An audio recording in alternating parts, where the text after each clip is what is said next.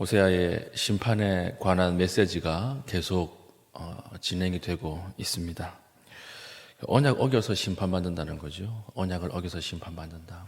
1절 보십시오. 1절 나팔을 내 입에 댈지어다 한 다음에 원수가 독수리처럼 여호와의 집에 덮치리니 이는 그들이 내 언약을 어기며 내 율법을 범함이니라. 북이스라엘이 하나님 앞에 왜 심판받느냐? 언약을 어겼기 때문이다. 언약이라고 하는 단어가 히브리어로 잘 쓰지 않지만 베레트예요. 베레트라고 하는 이 단어가 어디서 파생된 단어냐면 이거 끊는다, 쪼갠다, 자른다 이런 단어에서 파생된 단어입니다. 이게 무슨 말이냐면 우리는 보면 이제 언약을 어겼다 이렇게 되지만 히브리 사람들을 보면 이게 지금 하나님 어떤 마음으로 하시는 것인가, 말씀하시는 것인가를 단번에 알 수 있는 이 단어가 언약, 베레트라고 하는 단어예요. 이게 어디서 나온 말이냐? 창세기에 하나님과 아브라함이 계약을 맺는데 재물을 쪼개죠. 동물을 쪼개요. 동물을 쪼개서 좌우에 걸어놓고 그 사이를 지나가십니다. 이게 수천 년 동안 무슨 내용인지 안 밝혀졌어요. 이게 왜 이러시나? 하나님이 왜 죽은 동물 사이를 가로질러 다니시는가 몰랐는데 최근에 이제 우가리 토판이 고고학적으로 발견이 되면서 이게 그 당시 정치 외교 문서라고 하는 것이 드러납니다. 무슨 정치 외교 문서냐? 그 당시에는 종이가 없었잖아요. 계약할 때 종이로 도장 찍고 뭐 이렇게 하는 것이 아니니까 상대방이 국가와 국가 간에 계약을 할 때 이 방식을 썼던 거예요. 이제 대상 국가가 둘이 만나서 이제 소도 쪼개고 양도 쪼개고 비둘기도 쪼개고 다 쪼개놓고 그 사이에 이제 언약 당사자들이 계약 당사자들이 그 사이를 지나가는 거예요. 무슨 뜻일까요? 어기면 이렇게 된다 이 뜻이에요. 어기면 이 쪼개진 것처럼 쪼개진다, 죽는다. 그래서 고대 사회의 계약, 고대 사회의 약속은 무서운 것이었습니다. 오늘날은 우리 계약 위반하면 뭐 하면 돼요? 돈으로 하면 되죠. 구상권 청구 받고 아니면 벌금 내고 이런 끝이지만 고대 사회에서 약속을 안 지키면 죽는 거예요. 그 쪼갠다라고 하는 단어에서 언약이라고 하는 단어가 나온 거예요. 하나님께서 언약이라고 하는 이 단어를 사용하시면서 너희가 내 언약을 어겼기 때문에 쪼개진다 이렇게 이야기하는 거예요. 이 고대 그 당시에 계약 방식이었거든요. 당신이 너희 국가가 이 언약을 지키지 않으면 우리 국가는 모든 군대의 권력을 다 동원해서 너를 죽일 것이다. 이 뜻이거든요. 계약대로 죽는다 이 말이에요. 무서운 말이죠. 호세 아주 무서운 얘기를 하고 있는 것입니다. 그래서 2절 보십시오. 그들이 장차 내게 부르짖기를 나의 하나님이여 우리 이스라엘이 주를 아나이다 하리라. 이 말은요. 돌아오는 것처럼 보이지만 돌아오는 게 아니에요. 심판이 너무 극심하니까 하나님 앞에 말이라도 이렇게 해보는 거예요. 하나님 앞에 돌아올 수 있는 자정 능력을 상실한 것입니다. 그래서 계속 호세아는 북이스라엘 사람들에게 고장난 화살 같다 이렇게 얘기하잖아요. 세대갈이다 이렇게 어제 얘기하잖아요. 계속해서 하나님 앞에 돌아올 수 있는 자정 능력을 상실하고 이제 심판이 임하니까 그 심판을 면하기 위해서 거짓말하는 거예요. 내 하나님이여, 내 하나님이여, 저를 용서해 달라는 거죠. 근데 하나님은 거기에 안 속는다, 속지 않는다. 이걸 이야기하는 것입니다. 서두에 이걸 얘기하고 4절, 5절, 6절, 7절은요. 사회 전체가 얼마나 부패했는가를 다시 한번 호세아의 입으로 고발합니다. 전체가 다 부패했어요. 다 깨졌어요. 그래서 4절 같은 데 보면 너희들이 왕은 세웠는데 내가 모르는 왕이다 이렇게 이야기하죠. 그러니까 하나님의 뜻대로 왕을 세우는 것이 아니라 자기들의 마음대로 왕을 세우는 거예요. 그래서 많이 암살당하고 죽고 바뀌잖아요. 여로보암 2세 이후에 나라가 급속도로 무너지잖아요. 자기들 마음대로 왕을 세우고 죽이고 또 왕을 세우고 그러니까 자기들이 세운 왕을 딱 보고 내가 세운 왕이 아닌데 이렇게 하나님이 말하는 것입니다. 또 은금으로 자기를 위하여 우상을 많이 만들었다. 그러니까 하나님은 안중에도 없는 거예요. 결국에는 파괴될 것이다. 아무것도 가지는 것이 없을 것이다. 사회 전체에 대한 고발을 하고요. 8절, 9절 보면 하나님 앞에 회개하는 과정 속에서도 또 뒤로는 뭐 해요? 동맹 신청하고 있는 거예요. 이걸 꼬집는 거예요. 동맹을 신청합니다. 그래서 하나님 앞에 잘못했습니다. 회개하는 척 하면서 뒤로는 애굽과 아수르를 의지하는 거예요. 그걸 딱 바라보면서 하나님 비웃으시는 거죠. 너희들 아무리 동맹 신청해봐라. 그들이 너를 도와줄 수 있나? 어저께 새머리 이렇게 얘기했잖아요. 새대가리 같다. 이렇게 얘기했을 정도로 하나님 위에서 보시면서 그래 열심히 뛰고 열심히 일하긴 하는데 그 다 헛된 것이다. 아무것도 아니다. 결국 북이스라엘은 망할 것이다. 이걸 이야기하는 것이 8절, 9절, 10절이에요. 자충수라 그러죠. 자충수. 보면 이제 바둑에서 쓰는 용어인데 본인이 고민하고 돌을 놔요. 정말 고민하고 돌을 놓습니다. 근데 다 게임이 끝나고 나서 보면 그 돌 때문에 자기가 죽은 거예요. 그러니까 자기가 죽을 돌을 자기가 놓는 거죠. 고민해가지고. 그 자충수가 바로 요 8절, 9절, 10절이에요. 고민해서 어디 붙을까? 애굽에 붙을까? 아수르 붙을까? 막 고민을 하는데 하나님 보시기에 저 왜 저러지? 저거 아무것도 아닌데 저 애굽으로 가도 애굽은 무능하고 도와줄 힘이 없고 아수르는 지금 자기 나라 먹으려고 준비하고 있는데 거길 기어 들어간다고 이렇게 이제 생각을 하는 거예요. 하나님 보시기에 우리도 비슷하지 않은가 그런 생각이 듭니다.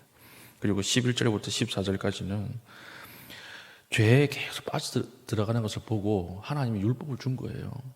율법을 10,000가지나 준 거예요. 세부적으로 이걸 하지 마라 줬는데 마지막까지 그 율법을 지키지 않고 그 율법을 떠나가서 망한다. 그래서 예배는 계속해서 늘어나고 하나님 앞에 나오는 사람들은 많은데 제사는 드려지는데 사회 죄가 더 많이 쌓이는 거예요. 이상하죠? 예배가 늘어나는데 사회 죄악은 더 깊어지는 거예요. 오늘날 우리 시대랑 똑같지 않습니까? 인터넷에서 유튜브에서 예배는 얼마나 많아요. 그리고 예배를 드릴 수 있는 환경은 얼마나 좋습니까? 그런데 사회는 점점 하나님을 떠나가는 거예요. 비종교화되는 거예요. 왜 그러냐? 하나님 율법을 주셨는데 그 율법대로 살지 않으니까. 그렇기 때문에 너희들은 마지막에는 망한다. 이걸 지금 호세아가 오늘 본문을 통해서 쭉 이야기하는 것입니다. 그래서 오늘 핵심이 뭐냐면 너희들이 아무리 뛰어봐라 다 헛수고라는 거예요. 다 헛수고. 그래서 오늘 7절 보십시오. 7절. 하나님 비웃으십니다. 그들이 바람을 심고 광풍을 거둘 것이라. 심은 것이 줄기가 없으며 이상은 열매를 맺지 못할 것이요 혹시 맺을지라도 이방 사람들이 삼키리라. 너희들이 아무리 뛰고 아무리 수고하고 열심히 달려가고 준비하는데 그런데 결국 그것은 바람을 심고 광풍을 잡는 것이다. 바람이 잡힙니까? 안 잡히죠. 광풍이 잡히나요? 안 잡히죠. 열심히 해서 뭘 하는데 다 사라질 것이다. 다 없어질 것이다. 이렇게 이야기를 하고 있는 것입니다. 아인슈타인이라고 하는 과학자가 이런 말을 했어요. 세상엔 2가지 끝없는 것이 있다. 2가지 끝없는 것. 첫 번째, 우주는 끝이 없다. 그렇죠? 우주는 끝이 없다. 2번째는 과학자가 참 통찰력 있는 말을 했어요. 인간의 어리석음이 끝이 없다. 이렇게. 인간의 어리석음이 끝이 없다. 진짜 그런 것 같아요. 진짜. 제가 외국에 있을 때 카지노에 빠져가지고 그 같이 온 아이도 버려버리고 거의 폐인처럼 살아가는 분이 계셨거든요. 교회에서 그걸 알고 너무 불쌍하니까 교인들이 한국 돌아갈 수 있는 비행기 표만이라도 모금을 해가지고 드렸어요. 한국 돌아가면 안 할까 싶어가지고. 그래서 아이랑 같이 한국으로 돌아가서 이제는 치료도 받고 사십시오. 그분이 참 울었습니다. 울고 감사하다고, 내가 잘 살아보겠다고. 이러고 가서 그 돈 가지고 가서 어디 갔을까요? 카지노 갔어요. 카지노에서 발견됐어요. 그리고 왜 갔냐 물어보니까 이 돈 가지고 딸 수 있을 줄 알았대. 이 돈 가지고 지금 내가 잃었던 거 이 한 방에 다 따가지고 가겠다고 카지노 갔어요. 우주는 끝이 없고 인간의 어리석음은 끝이 없습니다. 하나님께서 이걸 지금 보고 계시는 것 같아요. 너희 어리석으면 끝이 없다. 끝이 없다. 바람을 잡고 광풍을 잡는 것 같구나. 그렇죠. 목사들은 임종을 많이 보잖아요. 임종 예배 때 제가 꼭 물어보는 게 있거든요. 살면서 뭐가 제일 좋으셨어요?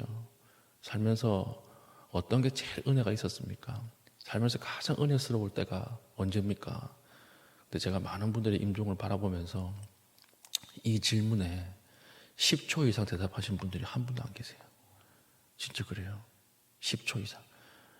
진짜 하나님의 은혜 가운데 살았다면 한 1분 정도 이야기하실까 모르겠는데 제가 만났던 대부분의 임종자들은 10초 이상 대답 못 하세요. 그래서 그걸 보면서 한평생 사는 삶인데 마지막에 하나님에 대해서 은혜 받은 것, 기뻤던 것 10초도 이야기하지 못하나? 그분들이 잘못했다는 말이 아니라 삶이 얼마나 우리가 무엇을 쫓아가고 살았는가. 바람을 잡고 광풍을 심고 바람을 잡는 그런 인생이 아닌가. 그래서 제가 한번 써놓은 적이 있어요. 다이어리에 1년에 10초씩 감사의 제목들을 늘리자.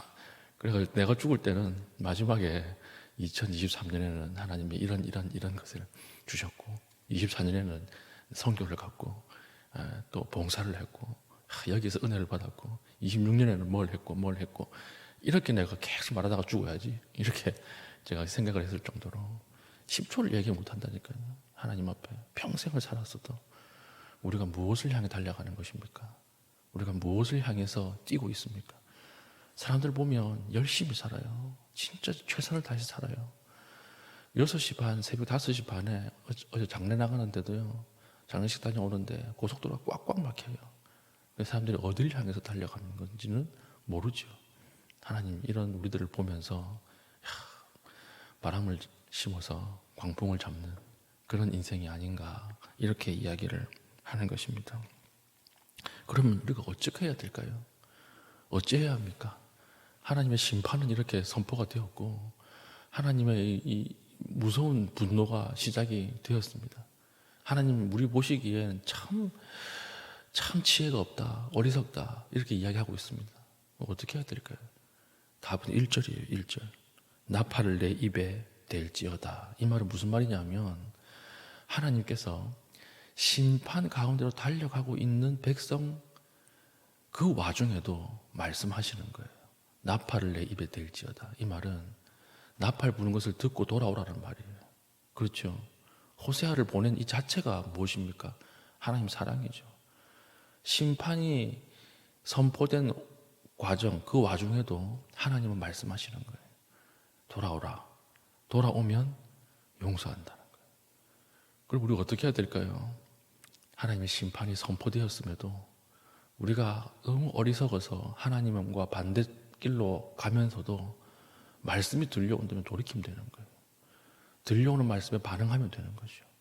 여러분 다 때가 있습니다. 하나님이 우리에게 주실 때, 말씀하실 때 그때 순종하면 하나님이 순종한 이후에 복도 같이 주세요. 근데 하나님 어떤 걸 준비하시고 시키실 때 대안도 있거든요. 우리가 거부하면 이 순종의 내용이 다른 사람에게 넘어가요. 명령이. 그럼 축복도 넘어가는 거죠. 우리 말씀이 들려올 때 이를 꽉 물고 순종하십시다. 그게 방법이에요. 나팔을 불어라. 심판 와중에도 나팔을 불어라. 혹시라도 돌아오는 사람이 있을까봐, 혹시라도 듣고 정신 차릴 사람이 있을까봐 하나님 나팔을 불어라 이렇게 이야기하잖아요. 오늘 말씀이 들려오십니까? 그러면 이를 깨물고 순종하십시오. 여러분 분이 있지만 해가 지도록 분을 품지 말라 이렇게 했으니까 이를 깨물고 어금니를 깨물고 분노하지 마십시오. 사랑하라 그랬으니까 나는 사랑할 마음이 안 생기지만 억지로라도 사랑해 보십시오. 그러면 하나님 용서하시는 거예요. 하나님 새로운 일을 만드시는 거예요. 하나님 새롭게 일하시기 시작하시는 거예요. 그게 하나님 방법이에요. 하나님께서 이렇게 무너진 세상 가운데서도 나팔을 불어서 돌아오는 사람들을 찾으십니다. 우리가 하나님 앞에 어리석은 사람이요 죄를 지었던 그런 사람들이라면 돌아갈 수 있길 바라요. 말씀이 들려오고 하나님의 음성이 깨달아질 때 그때 반응하고 돌아가고 우리가 하나님 앞에서 온전한 백성으로 거듭날 수 있는 믿음의 신실한 주의 종 될 수 있기를 축복합니다. 아멘. 기도하겠습니다. 기도할 때 하나님 순간순간 내려주시는 말씀을 안내표 삼아서 인생의 바른 목적을 향해 나아갈 수 있도록 은혜를 베풀어 주시옵소서. 기도하신 이후에 개인적인 기도의 제목을 가지고 기도하시고 자유롭게 돌아가시겠습니다.